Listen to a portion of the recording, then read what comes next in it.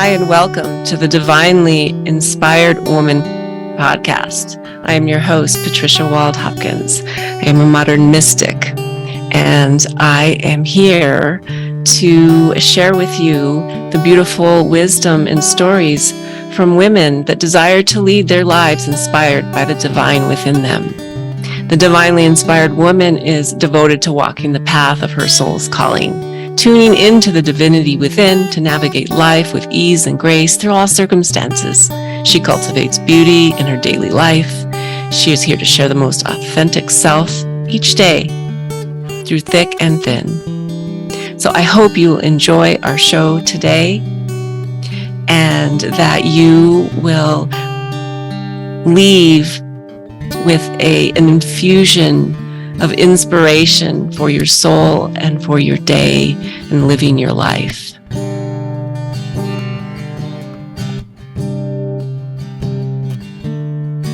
Hello, and welcome to another episode of the Divinely Inspired Woman podcast.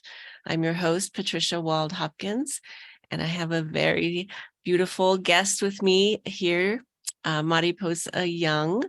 And we're gonna have a really interesting conversation, I think, about a lot of very cool things. And so let me just tell you a little bit about her.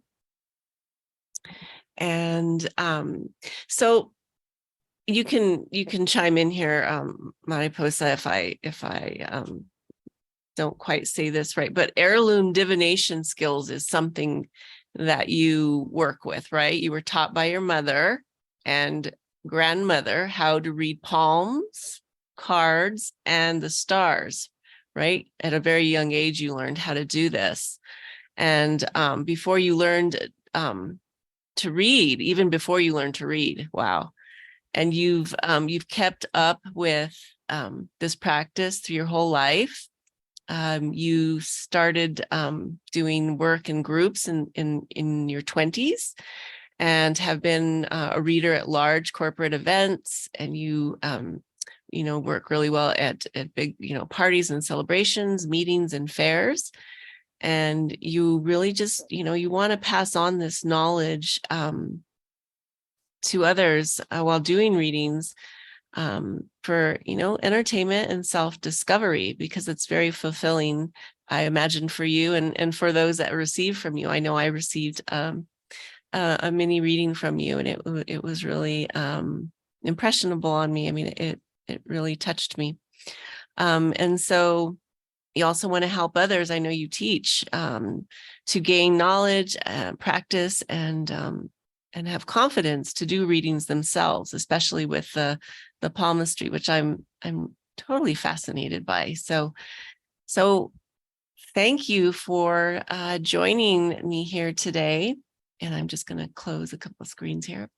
And welcome. Yeah, thank you for having me. My pleasure. It's my pleasure to be here. How great is this? Yes. It's wonderful. So I just have to say, Mariposa is the name of my business. Did you know that? Did not. Did you know that? So two butterflies here. Mariposa Body is the name of my official business. So tell me a little bit about that name before we dive into this other stuff. How did you come upon that name? I always find it fascinating. If you don't mind, you can decline. Oh, no, this is great. This is a great place to start. My father was Puerto Rican. Mm-hmm. He's no longer with us, but he was a hippie. I love it. And he really wanted to name me Mariposa very badly. And my mother vetoed him and named me Jennifer. And my married name is Young, which I love. I love that last name. But my maiden last name was Perez. And Perez is very common as well in the Spanish-speaking world, much like Young is. And Jennifer, of course, is very common. And so I really wanted to kind of stand out. And Mhm. butterflies have been a very potent and powerful symbol to me. Um, Mhm. they definitely denote a visitation from my father on the spiritual Oh. plane. Oh. And so I just was like, that's a good fit for me. And I've even thought about changing it legally to Mariposa Young. And Mhm. I think I will. I think I I'll love just it. do all the paperwork and do it. Beautiful. I love that.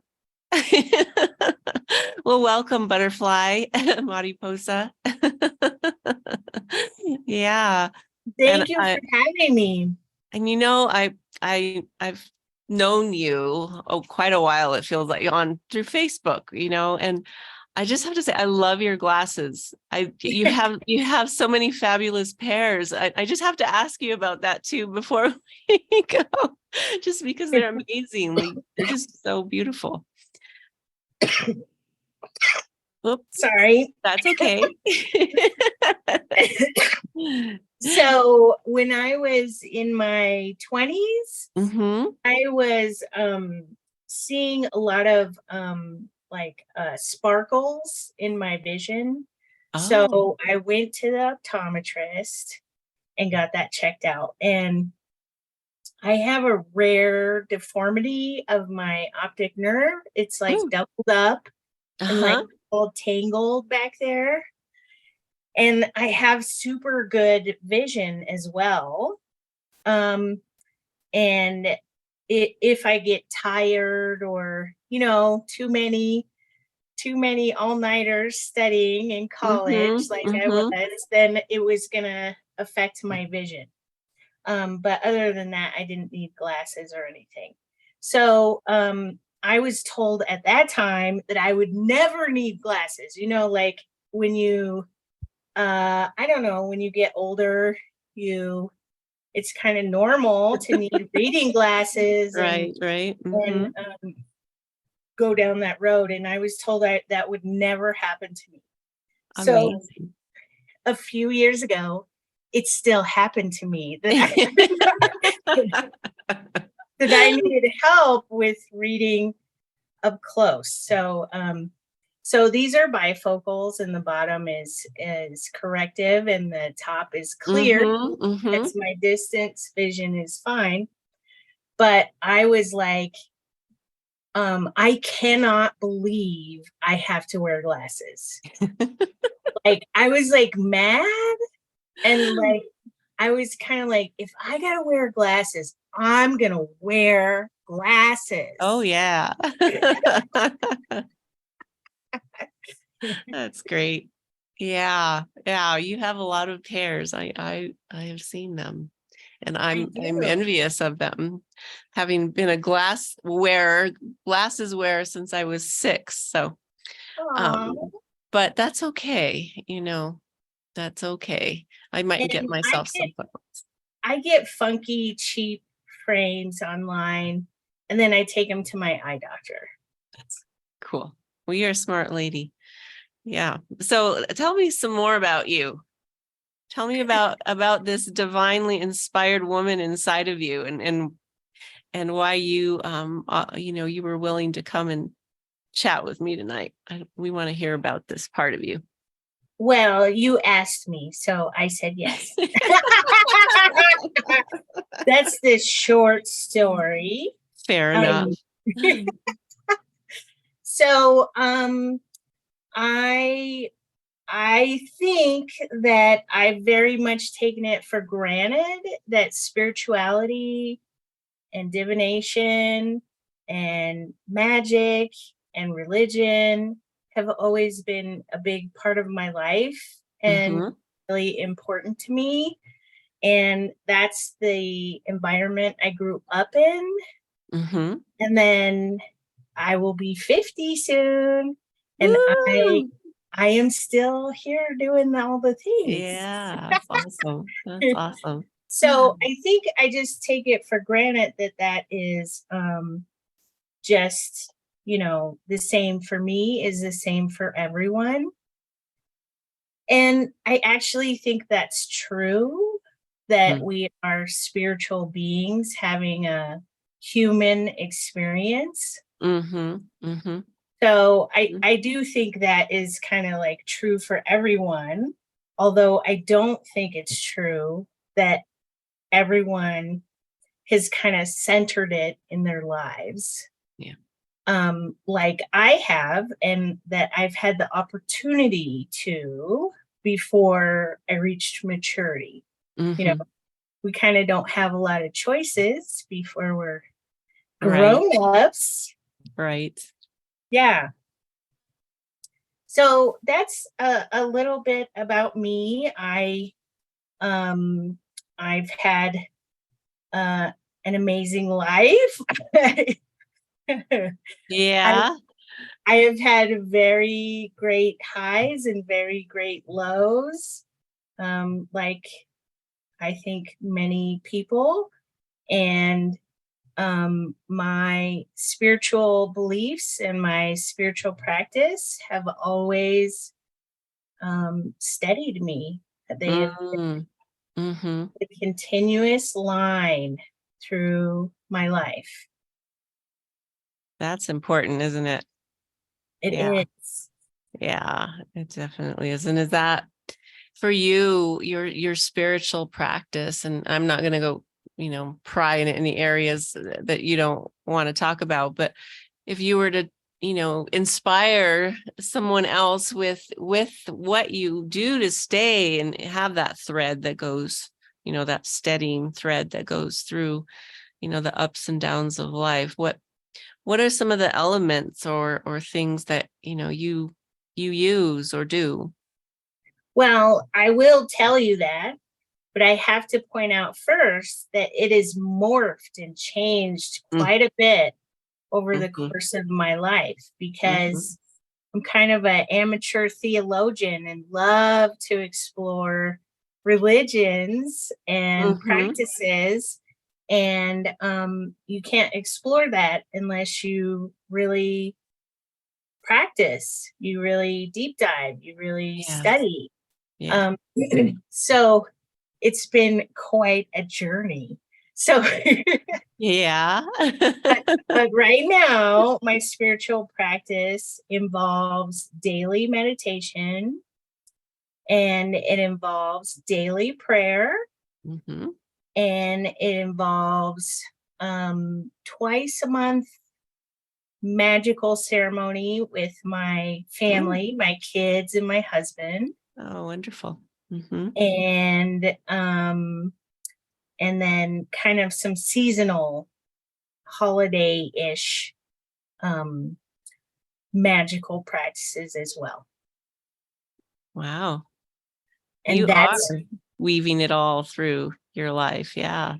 Awesome. that's my current uh that's my current study. But I'm studying right now about Mhm. um about like chanting and Mhm. um I have some mala beads and I'm just a student right now and like trying it out and practicing and that's kind of shifting my meditation focus towards that. Yeah.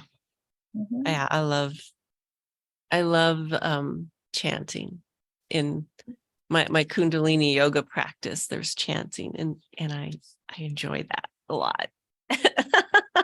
And light language too. So I'm there with you. Um, so when you I know I'm hearing, this beautiful way that you weave um, the divine through your life and with your family too. And how do you connect with people outside of the home, out in the world as part of your business or just, in general? I give readings. I give Mm-hmm. readings to one-on-one folks, just one-on-one or at group events. I do that quite a bit. And When I give a reading, my higher self, my divinity is connecting with that person's higher self and their divinity. And it is a conversation that I'm passing along to the client, because maybe their ears are a little shut or their eyes are a little closed, and that's it. Like, it's not that they can't get that without me. They could. They just are kind of maybe out of practice, got to clean out their ears, you know, that kind of thing. And so it is a spiritual experience to give a reading, and I do have to do spiritual preparation to give readings.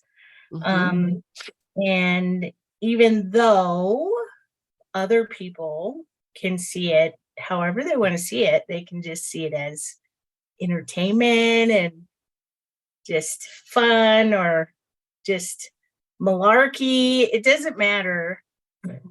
But on my side of the street, this is a pretty serious encounter with divine between two people. I like that. Yeah, I mean, that's very, very intimate. I mean, that's like exposing, right? Your soul to someone, right? Wow. And so I have to approach it with a lot of respect and pretty high ethics as well. And I also teach other moms and dads how to do ceremonial Wiccan style magic with their families, with their kids. And it's not so much like this is what you should do and this is what you shouldn't do, but it's more like how can the whole family encounter the divine together? Oh, I love that. And kids, this is really easy for kids. They're just, to access the divine. It's really easy for them. So respect for the kids and kind of putting the kids forward in that experience is the main thing. Okay, so like we do ceremony and my kids take turns leading different parts of the ceremony, and our ceremonies are short because right. They can't last like forever. I think I'm like a child. Right.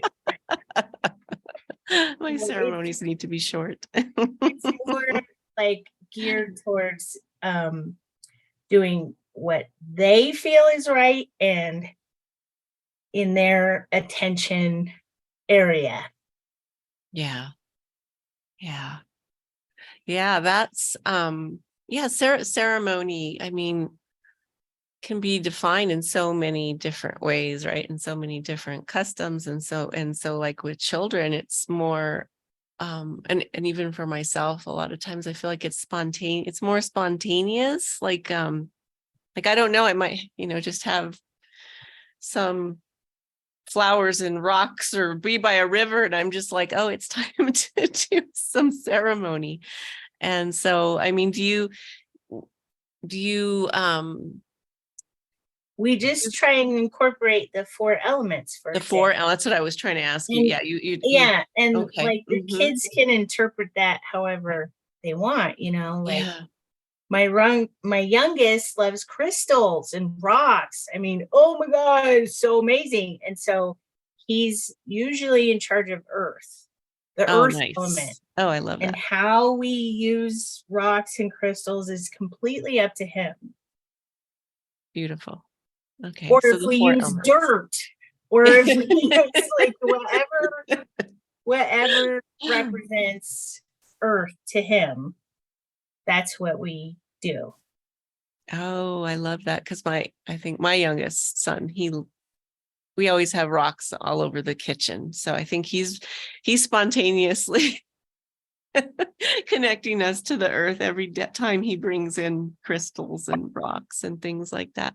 So, you say, you share this with the community, and I imagine that that even brings like a deeper connection to the community through that. Do you feel more of a sense of integration with people by doing that together, especially children?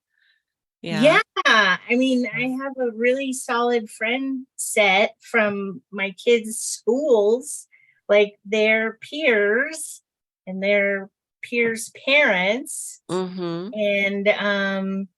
And then, that spills into getting together more often, not for ceremony, just for hanging out and playing and Mm-hmm.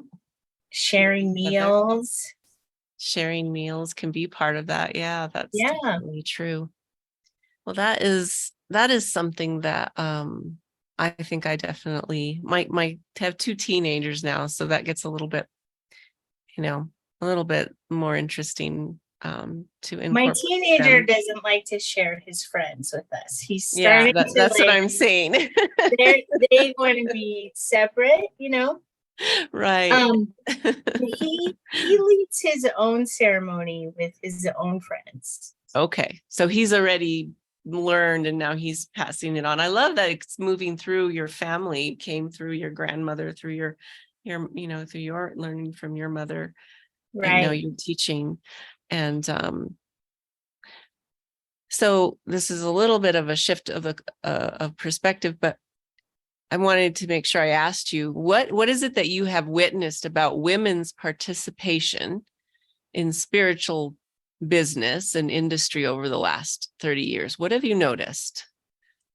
Well, when I was young, like, in my 20s, I was like one of the few women, Mm-hmm. like at a fair that had a booth or, something similar. And you would go to metaphysical stores. I Yeah. mean, the internet was not really huge, but anyway, you go to metaphysical stores, and those were usually owned by men. Uh-huh. And you look for great books and things like that, and most of the authors are men. Mm-hmm. It was really male centered, Yeah. and um, women were most of the customers. I have to say there were more women that were clients, customers, fellow customers, those kind of things. There was more women than men, but the authority on things was more male. Okay. Yeah. And Okay. that is really shifted, like totally the other way around now. Totally the other way around. Mm-hmm. I rarely see men. I How rarely see interesting. men as readers at, events. And even, you can get everything online. So who knows who they are behind that, but Right. Yeah. but in public spaces, I see a lot less men in authority and more women in authority. Okay. So you've seen a shift. And now that you were saying that you're close to being 50, how are you feeling about stepping into like a deeper level of your own wisdom?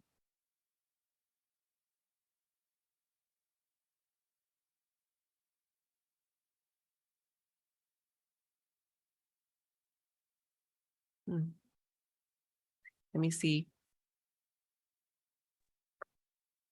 There you are. Sorry about that. That's all right. I was asking you the big question. You thought, well, I better step away for a second. I was asking you, and I don't know if you heard me or not, but now that you are approaching the 5-0. How are you feeling about stepping into a deeper level of your own, mastery, that magic 50 sometimes, when I crossed it, I kind of felt like a sense of freedom to really step more into my power as a woman. How are you feeling about that as you approach? I think it started in my 40s that I was getting more and more critical of the information I was getting from the spiritual community. And like that Right. doesn't feel right, that doesn't resonate, that kind of thing. And it's because it was time for me to lead and not so much follow. Yeah. And I just think it happens with age. Yeah. And so I really, really, really enjoy sharing my experiences and my knowledge with other people. I really enjoy that the most. I enjoy it even more than giving readings. Yeah. And that wasn't true when I was 20 or 30 or 40. Wow. Okay. So you really have moved more into an extroverted role of sharing your wisdom out in the world versus kind of one-on-one looking at people's Right. looking And at my palm. I'm completely comfortable being extroverted, which is really weird. Right. And it was not true when I was younger.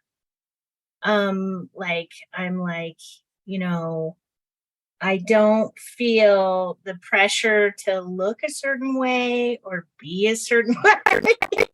I'm just like, this is me. Right. And I have something to say. And so I'm going to say it, and just being a lot more confident and not trying. I'm not trying to be more confident. It's just an embodied. It's just here. I don't know what's going on, but whenever I have an opportunity to kind of be more visible or whatever, I do check in with spirit, be like, does this seem like a good thing to do? And I'm just pushed forward. I mean, Nudged. Well, I mean, I really feel like it's a deeper and deeper embodiment of your your divine feminine powers as you get older, and you're just you, and it doesn't, you're not concerned with what other people need from you anymore.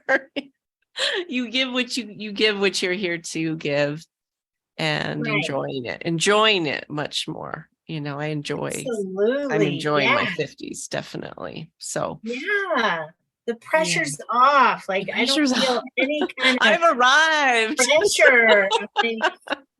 I'm cooked and done, ready to serve. Yeah, I love that. Oh my goodness. So, and especially with palmistry, because palmistry is an old world tradition.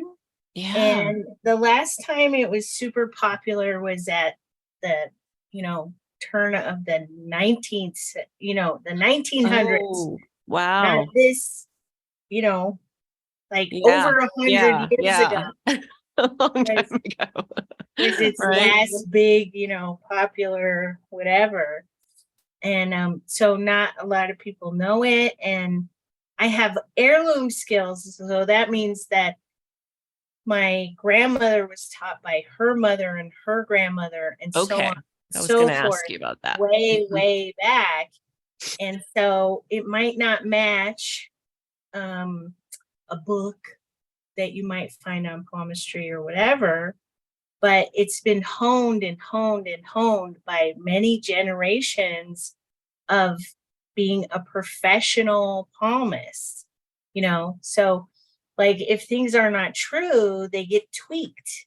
You know what I mean? So you change your interpretation. And so this is a very specialized heirloom skills, and it's an art, and I don't want it to die. Like I want it to keep going. So my palmistry students are just precious to me. I bet. And do you have to be in person with you to get a reading or to take your classes? Do you do virtual, or how does that work? Yeah, I had never done anything online before the pandemic, as far as this spiritual business stuff. So, and then look at me now. I got a website. Look what it did for us, right? It got us to be out there and do touch more readings people. on Zoom. And all right. So you do them on Zoom. Okay. yeah. Okay. Beautiful. Even palmistry works pretty good with pictures. People can take pictures of their hands and submit them, and that works pretty good. I was suspicious myself of if that was going to work out well, but it does. Right. A lot of things that translate over virtually that I was surprised about as well in my work. But I did want to ask you, I have two more questions for you, but well, three. They'll be quick. One is what is the, like, when people get a reading from you or come to seek your wisdom, is this like something that they do once and or do they come back like again? Do you because there's so much information, I imagine you could just keep going deeper and deeper. Well, palmistry is very slow changing. Okay. So, they don't really, your hands don't change that much except for maybe once a year. Okay. Even then it might change a little bit or it might change a lot, but so if you are a palmistry client, I probably won't see you but once a year, but I have clients that I have been reading for decades. Yeah. But I only see them maybe once a year, or maybe once every 2 years.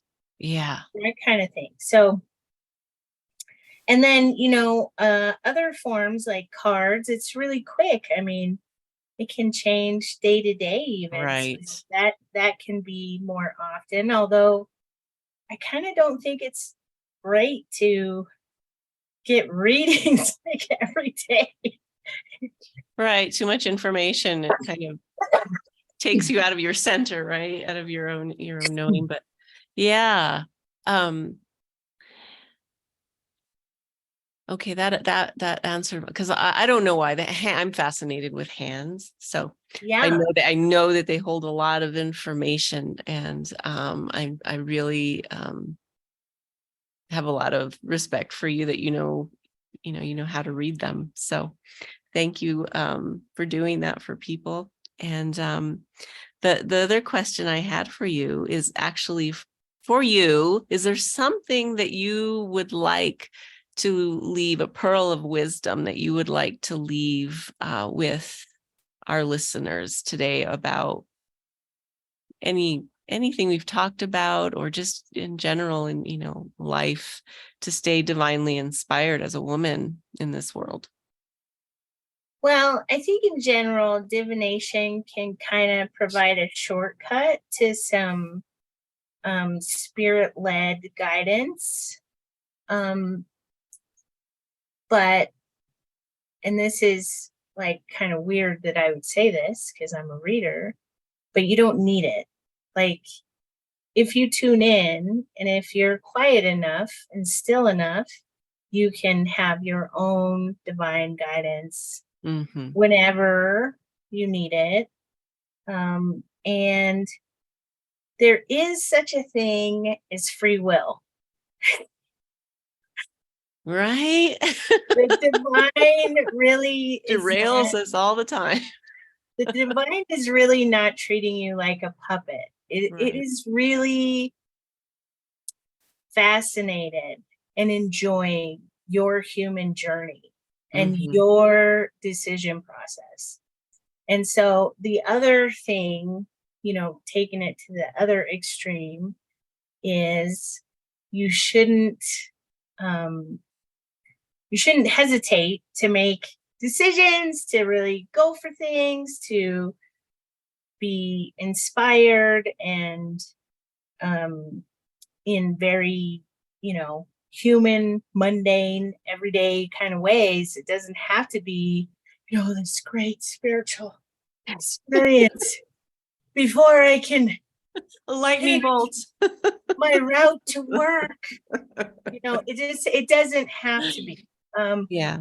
We are divine um, beings that are having a earthly life. And so don't forget that. I mean, Enjoy it, just, right? just Yeah. honor and love your life. And if there are, um, kind of some things that come up that cause you pause or cause you fear or cause you anxiety, you can get guidance in your own way. There's no one way to get Right. guidance either. Mhm. Mhm.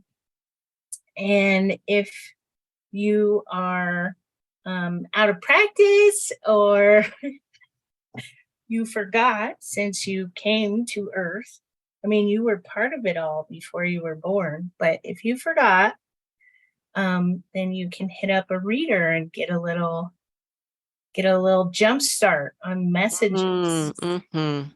Mhm. Exactly. We all have to be here to help one another remember. Right. Yeah. Well, thank you.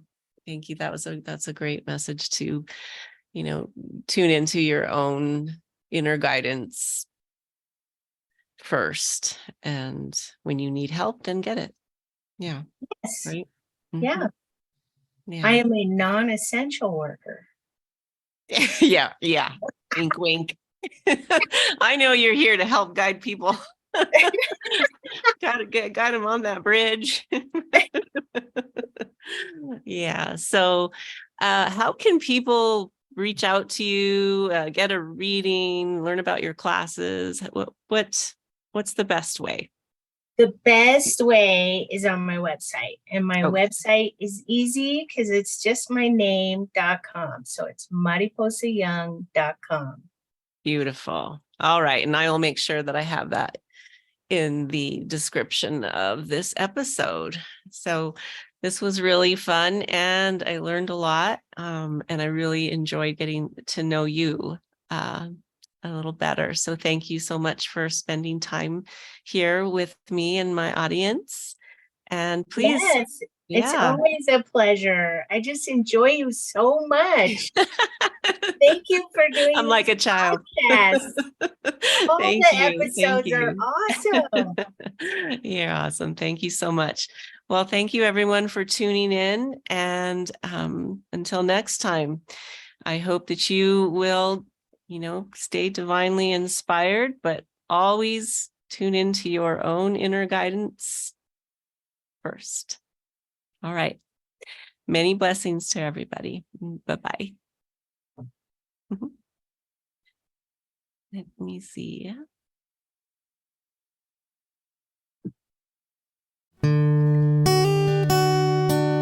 Thank you for listening to this episode of The Divinely Inspired Woman. Again, I am your host, Patricia Wald-Hopkins, and I am so glad that you joined us here today. I hope you left with some soul food to inspire your daily life.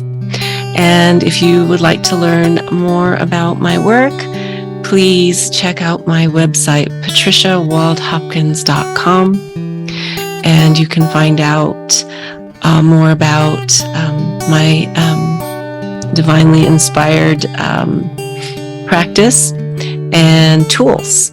So, Thank you again. Have a beautiful day. Hi.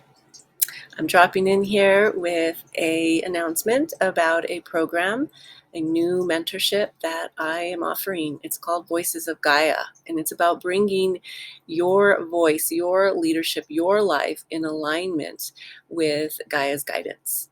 So if you feel called to learn more about this program, it's a beautiful, rich program where we dive into your essence. And if you so desire, we develop your business around it and really blossom into your whole lifestyle, this